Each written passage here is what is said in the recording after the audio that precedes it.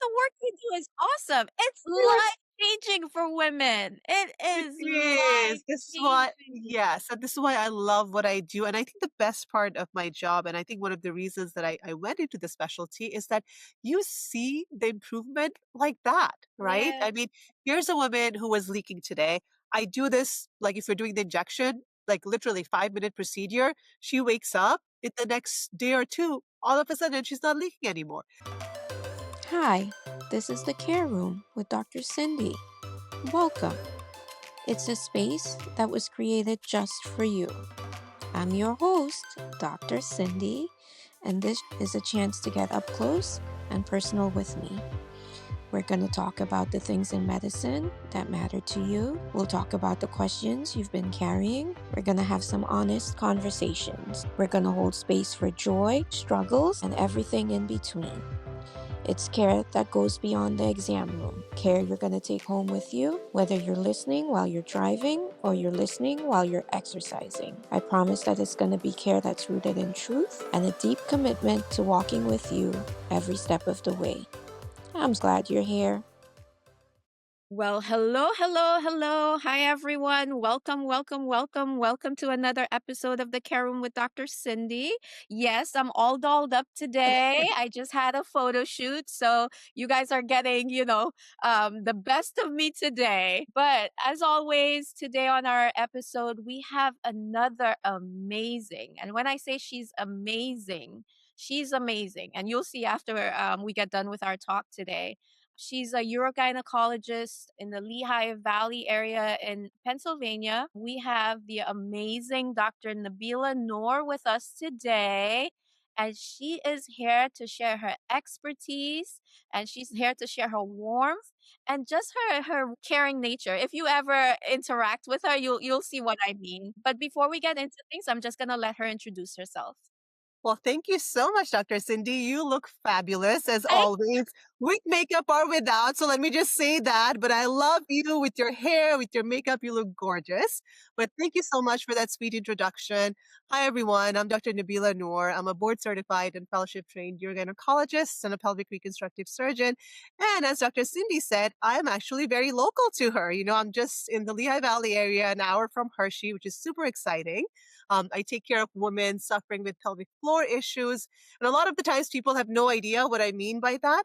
And so, some of the common things that I take care of are for women who are suffering with urinary issues like urinary leakage, big organ prolapse, childbirth related trauma, a lot of bladder pain, pelvic pain, urinary tract infections, problems with intimacy. So there's a whole host of things that I take care of, a lot of which we treat surgically, a lot of which we treat non-surgically. So I know we're going to have a great conversation. But yeah, that's who I am. But the other thing that I'm also passionate about, in addition to my day job as a surgeon, is education. So I have a pretty robust social media presence. I have my YouTube channel is Nabila Noor MD. And, because I'm bilingual, I have another channel that's Dr. Nabila Noor that I produce content in Bengali, which is also a language I speak. And all this I say because there is such a dearth of knowledge and understanding about women's pelvic health. So I feel very strongly and very passionately about even if you never get to see me or meet me in person, I want you to have access to the information that will be life changing because so many of us suffer because we think this is something we have to live with.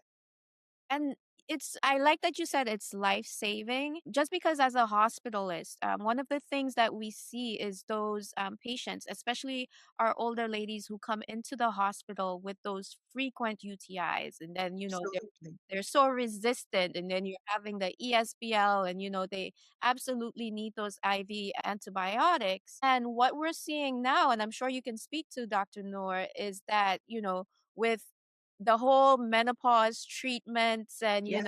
getting the estrogen down there, it actually helps with UTIs, Yeah, right? no, absolutely. And I'm so glad you pointed it out because you're right.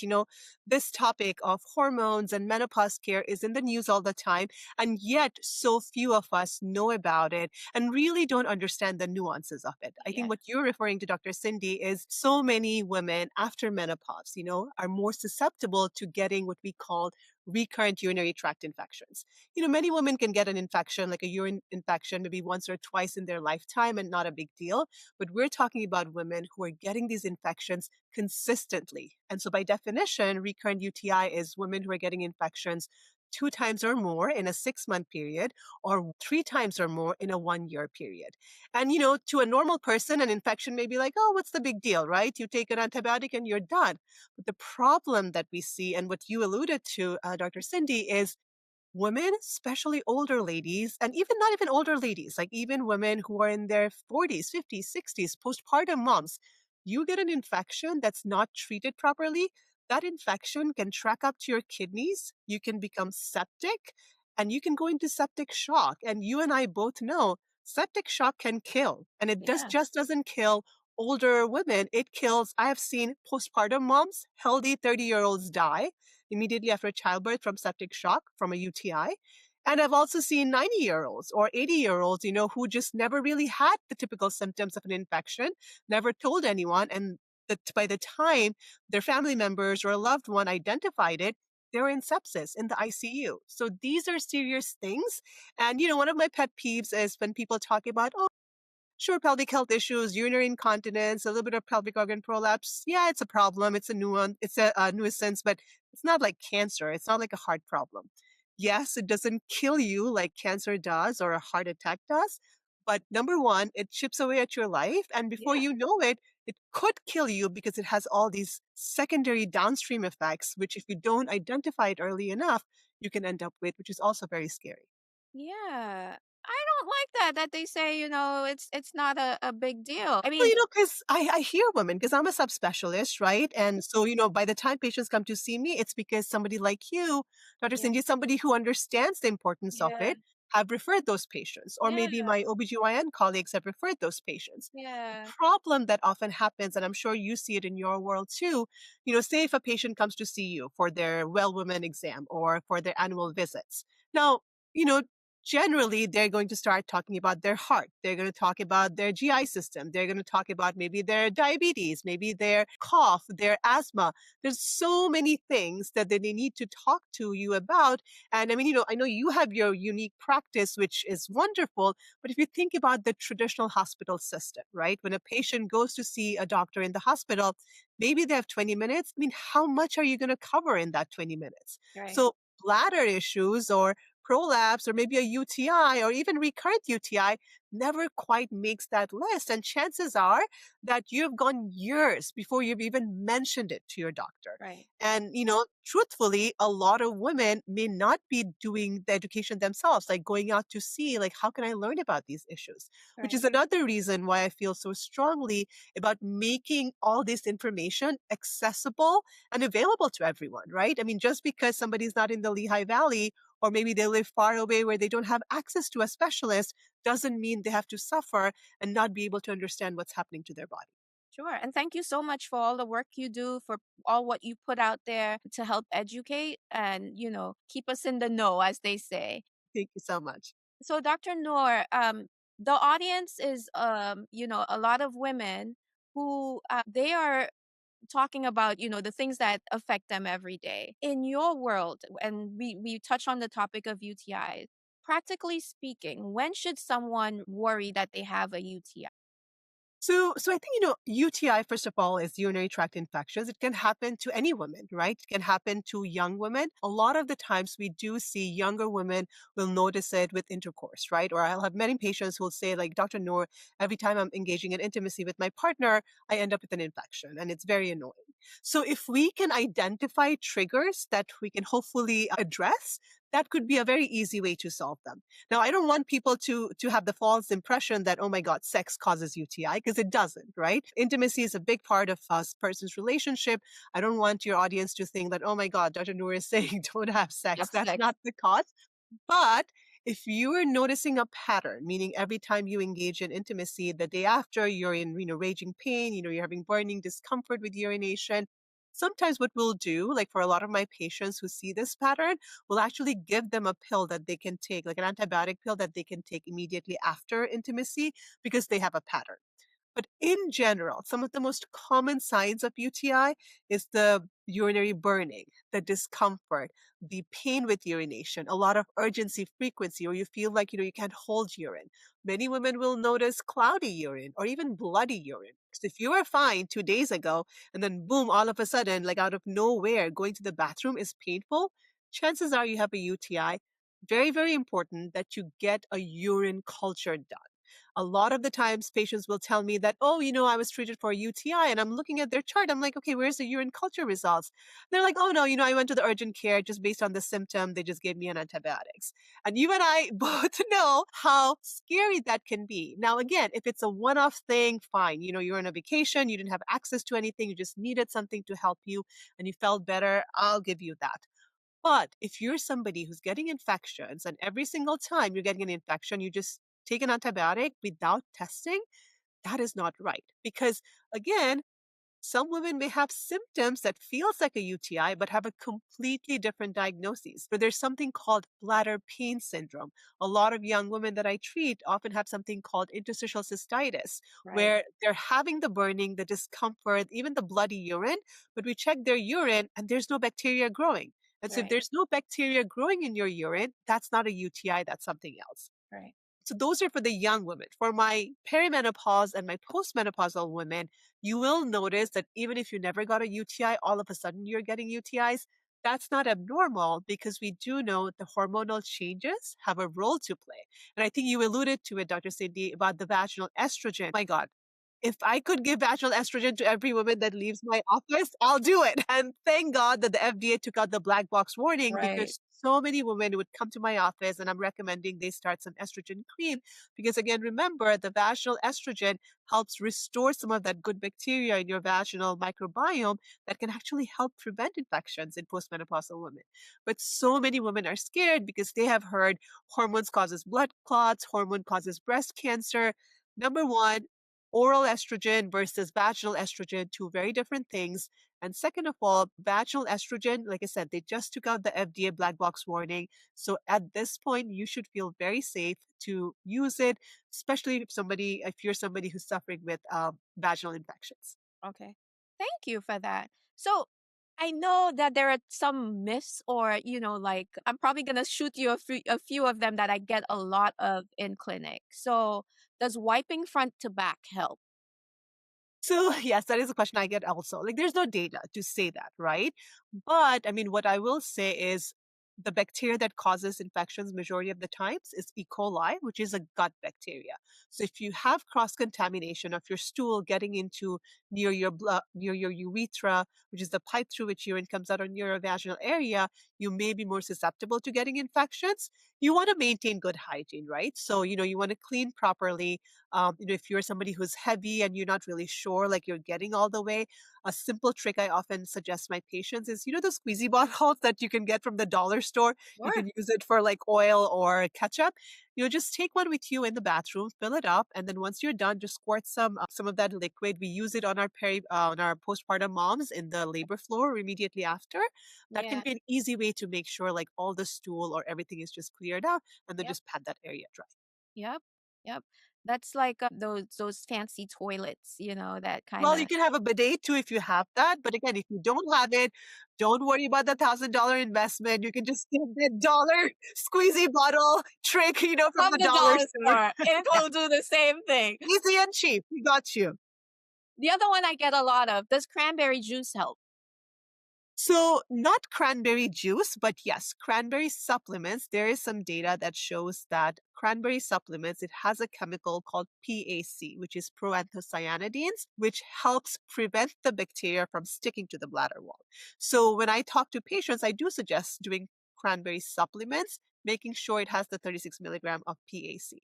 The problem with cranberry juice is it has a lot of sugar. So if you're somebody maybe who is suffering with obesity or may have diabetes, you have to have a lot of cranberry juice to get that high concentration. So the pill can be really easy and much more effective. Okay. How about peeing after sex? Does that help? Yeah, so again, it's one of those things. Like the whole point of peeing after sex is that if you're noticing a pattern, meaning you're somebody there's no data showing that peeing after sex decreases infection, first of all. But if you're noticing, like we talked about earlier, like every time, after intimacy, you get an infection, you can try to clean up and see if that helps, but I would still urge you to talk to your primary care doctor or maybe, talk to your OB-GYN, or if you have access to a urogynecologist, and kind of explain the situation. And we could consider doing basically an antibiotic pill prophylactically immediately after intimacy. Thank you. Those are questions I can't tell you the number of times that, like we feel those questions and, give the same kind of answers that, you've given. So thank you guys. You've heard it from the specialist. She's even more specialized than I am. And those were her I think, thank you recommendations. so much for all that you do, right? I mean, you guys really have the harder job because you have to identify the patients that maybe, like, you kind of almost have to read between lines, right? That, somebody who's getting sick, who's getting a lot of infections, and yes, they may have, 10 other problems that you have to address, and you have to find the time to be able to make sure. And I think that's where, me as a specialist and, somebody like you, Dr. Cindy, in primary care, we work together is, I want to take up some of that burden from you, right? I don't expect you to kind of spend the amount of time I will with patients talking about this. And something simple could be just you put in a referral so patients can come see us. And something I always tell, my audience in social media too, anytime people see my title, because it's a very long title, it says, female pelvic medicine reconstructive surgeon. Anytime you hear surgeon in your head, you think, oh my God, I don't want surgery, or this person is only going to offer surgery and I don't want to go there. So a lot of the times patients may get scared. And, Yeah. and I hope, from interviews like this and also from my social media channels, you'll see that there's nothing scary about me. And in fact, our first visit is very similar to a first visit, like when you go see a primary care doctor. I listen to you. I try to understand what is your pain point. What is it that I can offer you that can help you? And together we come up with a plan that works for your lifestyle. And the beauty of what I do in my field is that we have so many options. No matter what I treat, whether it's incontinence, prolapse, even infections, there's always conservative treatments as well as surgical options. And my job is to kind of educate you and offer you the buffet, and then we Sure. pick up what works for you. Sure. And thank you for saying that because you tend to have patients on the whole spectrum, right? Yes.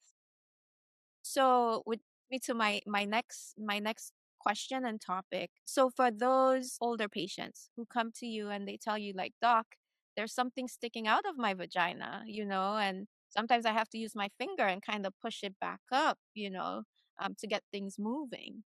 Can you talk to us more about that, Dr. Noor, what that is and, what we Yes, can do so to that's help? one of my favorite topic, which is pelvic organ prolapse. And so, for those of you who may not know what pelvic organ prolapse is simple terms. Think of it as a hernia. You know how you have your bowel sticking out from your abdominal wall because you have weakness of your abdominal wall muscles? Same thing can happen for women through the vagina.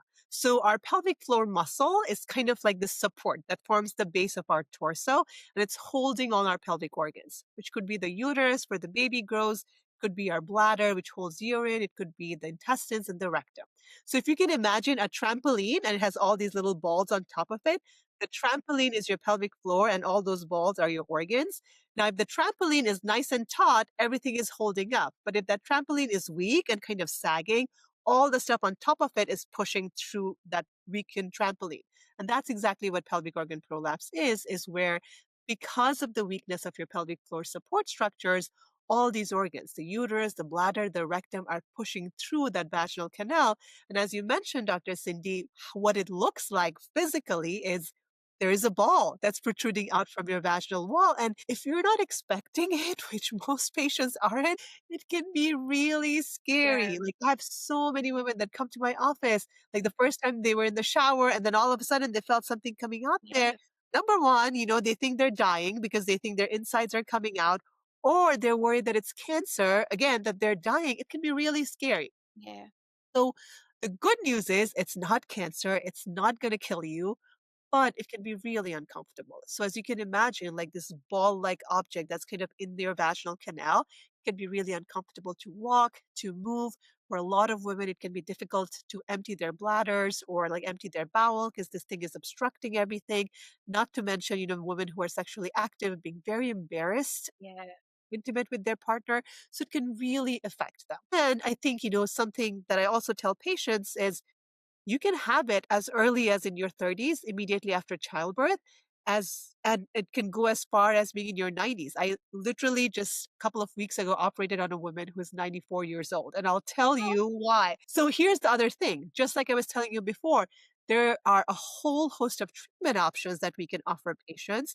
There are non-surgical treatment options, there are surgical treatment options, and also going back to my older patient, there's some surgeries that we do abdominally using minimally invasive techniques, which are tiny incisions, and then there's some surgeries we do vaginally where you literally have no incision and we can do it with a simple sedation similar to what patients get in their colonoscopy. So this particular patient, her prolapse was so bad, it was so significant. And obviously this didn't happen overnight. Like she's been suffering with it for almost close to 10, 20 years before she found me. And we tried the non-conservative or the non-surgical options. It just wasn't working. Like her yeah. prolapse was too bad. So we came up with a surgical plan where I was able to do the surgery vaginally.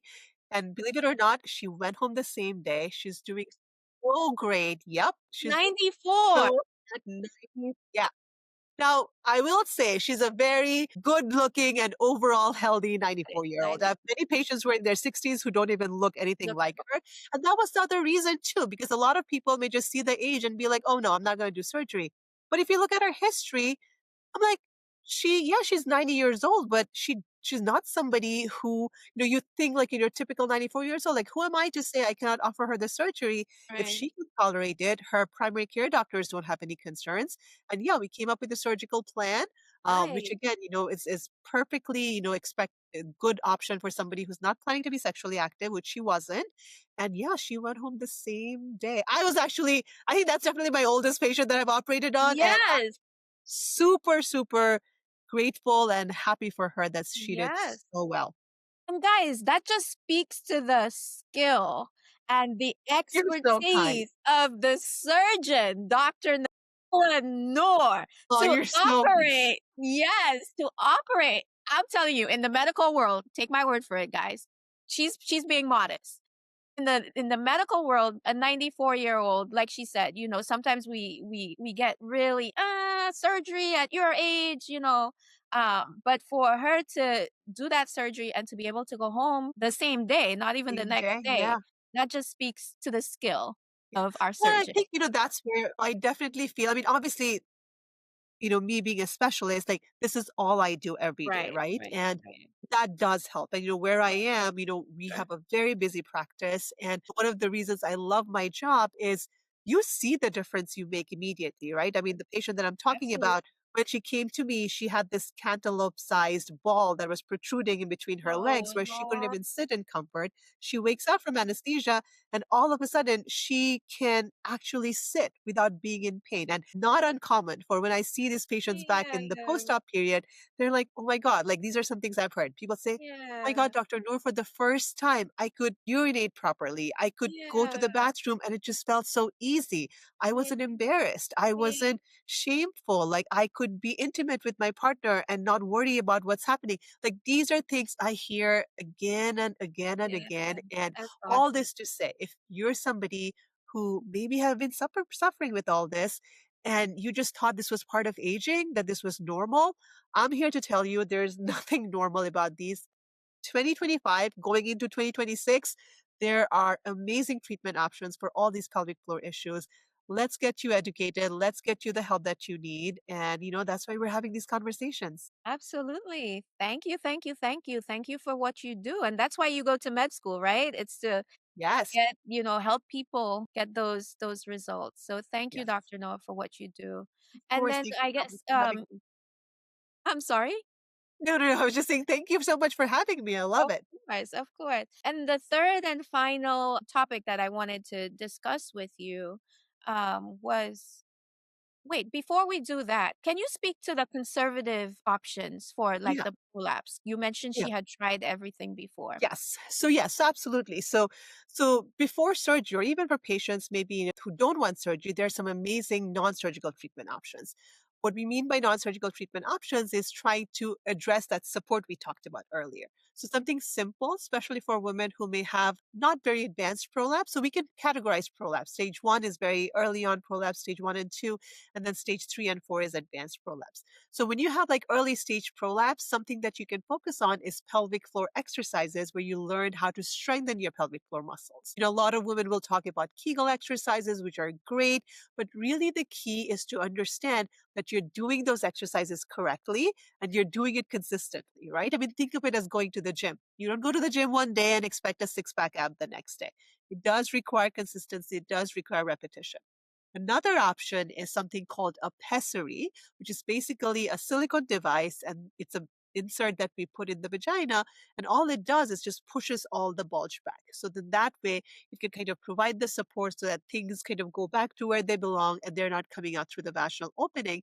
So that can be another option as well. And in fact, this week, one of my video that I posted on my YouTube channel was all about pessaries because that's Okay, something I get asked about all the time. Like, what is a pessary? What does it look like? There are different shapes, there are different sizes. And I think for somebody maybe who doesn't want surgery or maybe is thinking about surgery, but not at this time, but still wants something done, it could be a great option. yeah. One question I've gotten about the pessary that I couldn't answer was with sexual activity. Yeah. Can that be affected? Yeah. So, you can still be intimate with Yeah, your partner, even with the pessary. But again, usually I would recommend taking it out. When we insert pessaries, there are different kinds of pessaries. Some pessaries are a little bit easier for patients to self insert and then remove it. So if I have a patient who maybe is younger or thinking about being intimate, we usually start with those. So they're different. In fact, I actually have some right here because I just did the video. I'll just show you a little glimpse. So there's a pessary right. that's called ring pessary with support, which is kind of like this. As you can see, kind of just folds like a little taco. These are much easier for patients to manage than say something like this, which is a Gellhorn pessary, because it almost kind of sticks to your vaginal wall a little. So there are tricks that we can do, different sizes, different shapes, to help patients who are wanting to be sexually active.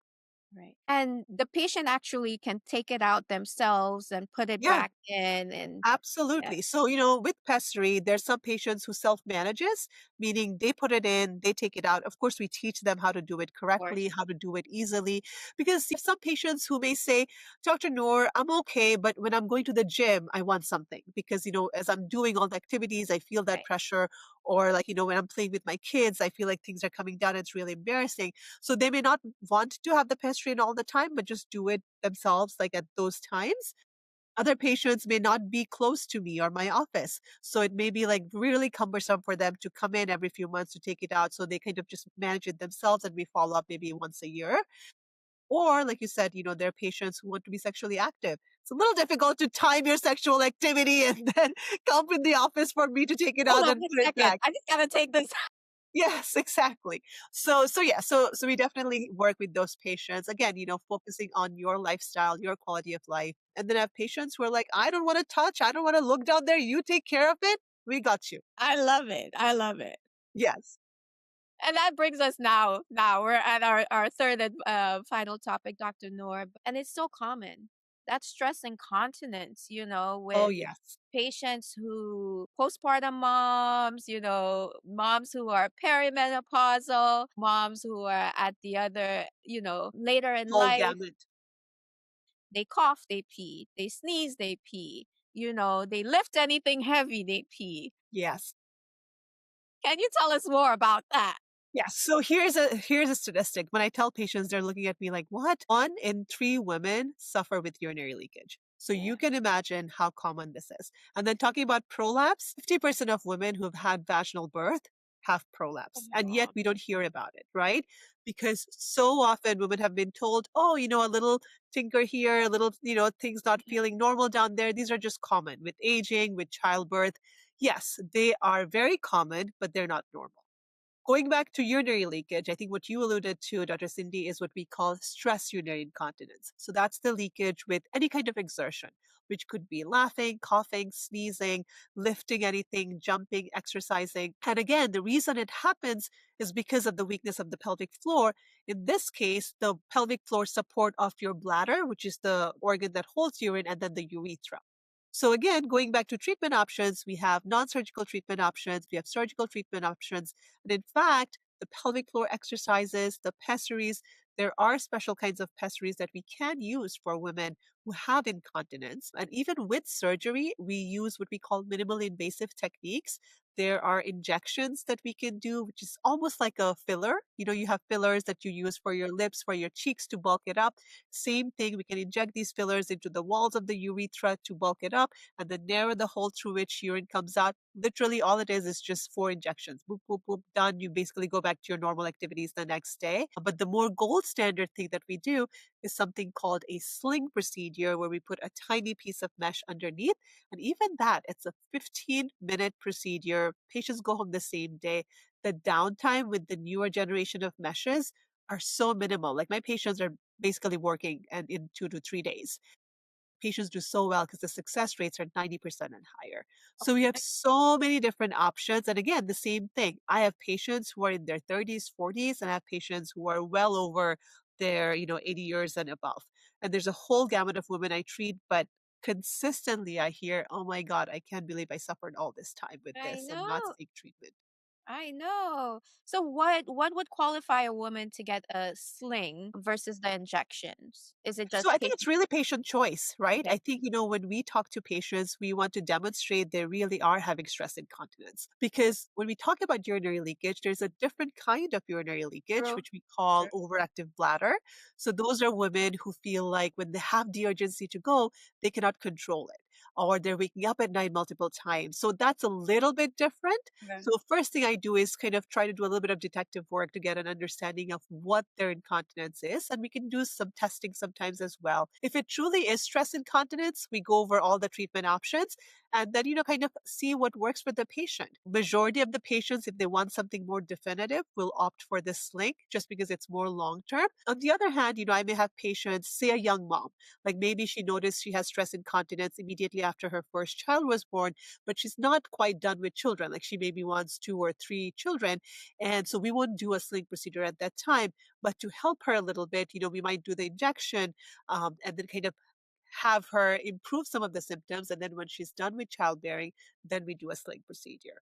I Alternatively, I may have some older patients who, for whatever reason, mesh may not be a good option for them, maybe because their tissue is very weak or whatever their reason may be. A lot of my cancer patients who maybe got radiation in that area, their tissue quality is just not very good. So for those patients, we opt for a more lesser invasive option, which the injection is a great option for them. You are awesome.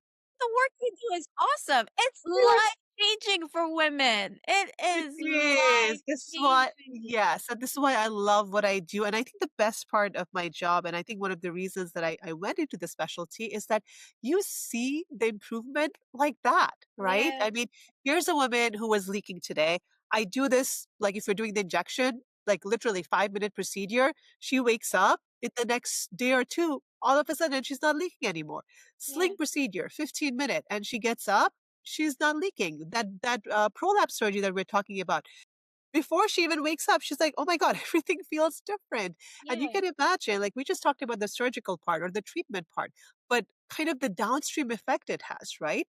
Like somebody, it could be a 30-year-old mom who maybe was embarrassed, like right after childbirth and cannot talk to anybody. And whoever she's talking to is telling you, "Oh yeah, it happens. Yeah, it's a little bit, just deal with it."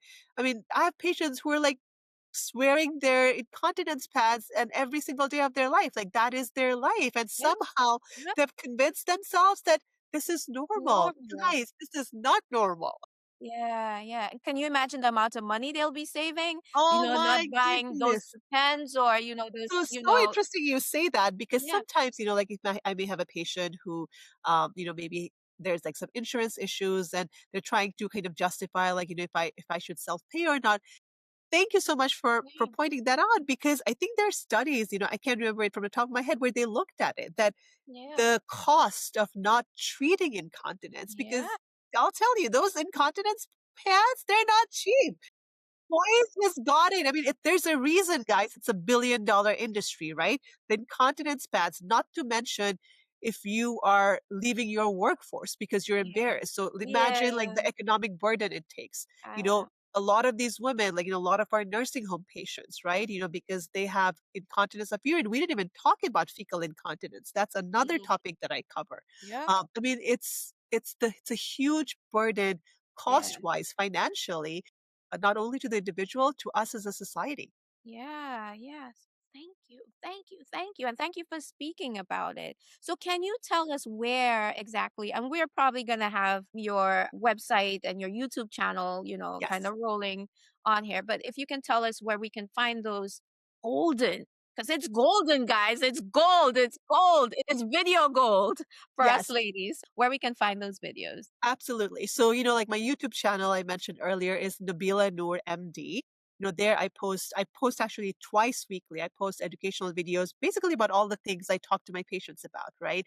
Like this week I just posted a video about prolapse. There are tons of videos about incontinence, anything that comes up in my world. I try to make an educational video just to make it relevant for others as well. I'm also pretty active on social media. So if you're somebody who has Instagram, TikTok, it's just my name again, Dr. Nabila Noor. You're able to find me. My website, which probably hosts everything, it's Dr. Nabila, www.drnabilanoor.com. And then, of course, if you're in the area, if you're in the Pennsylvania area, I am in the Lehigh Valley. If you just Google my name, you'll know exactly where I am. My website also has all my office locations, how to make an appointment. Please, by all means, reach out to us if we can help you, and I'll be happy to do so. Absolutely. Thank you, Dr. Noor. Thank you, thank you, thank you. As I said, thank you for the work that you do. Thank you for gracing us with your presence here today and sharing that wonderful depth of knowledge that you have and skill. Yeah. So we are very grateful. Well, thank you for having me. This was wonderful. I am always an advocate for education. And thank you to you, Dr. Cindy, for taking the time and creating this platform where we can come and talk about our expertise. And really, the idea is to get patients the help that they need. Yes, yes. And that's always our goal as physicians. Guys, definitely check out her website, check out her YouTube channel. As always, we're here for you. This is all for you. But next week, I'll be back again with another wonderful doc providing you some quality information. But until then, take care. Thanks for spending time in the care room today with Dr. Cindy. If you liked what you heard, please subscribe, share this podcast. I'm also on Facebook and Instagram. You can follow me there. Remember, you're not alone in this. There are doctors who do care. The information in this podcast is for educational and informational purposes only. It is not a substitute for professional medical advice, treatment, or diagnosis. Always, always consult your personalized healthcare provider for medical guidance.